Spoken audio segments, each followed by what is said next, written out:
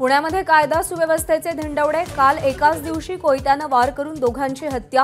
मरण पावलेल्यांमध्ये एक माजी नगरसेवक तर दुसरा फायनान्सर। जायकवाडी धरणातील पाणीसाठा 87% कोणत्याही क्षणी गोदावरीत पाणी सोडणार। गोदाकाठच्या गावांना सावध राहण्याचा इशारा।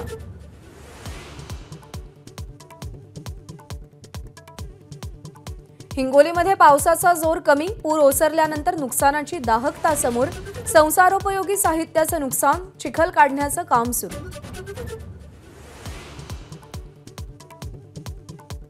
पावसाचा जोर कमी होताच शेती पिकांचे पंचनामे करण्याचे मंत्री धनंजय मुंडेंचे आदेश।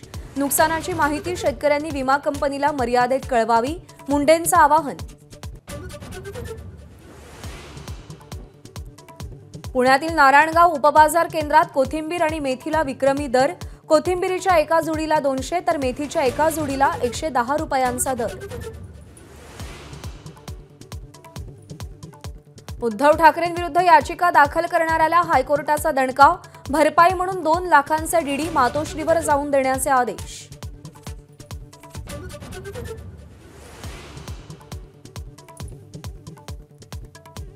आमदार नितेश राणेंवरती धार्मिक भावना दुखावल्याप्रकरणी अहमदनगरमध्ये गुन्हा दाखल।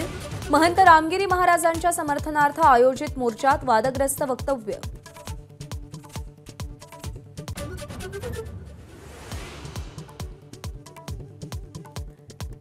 श्रावणी सोमवार निमित्त महादेवाच्या मंदिरात भाविकांची गर्दी तर जेजुरीमध्ये सोमवती यात्रेला भाविकांची प्रचंड गर्दी।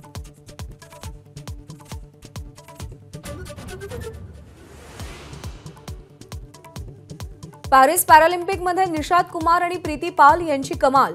200 मीटर T35 शर्यतीत प्रीती पालनं कांस्य पदकाची कमाई केली तर हाय जंपमध्ये निशाद कुमारला रौप्य पदक। एबीपी माझा, उघडा डोळे बघा नीट।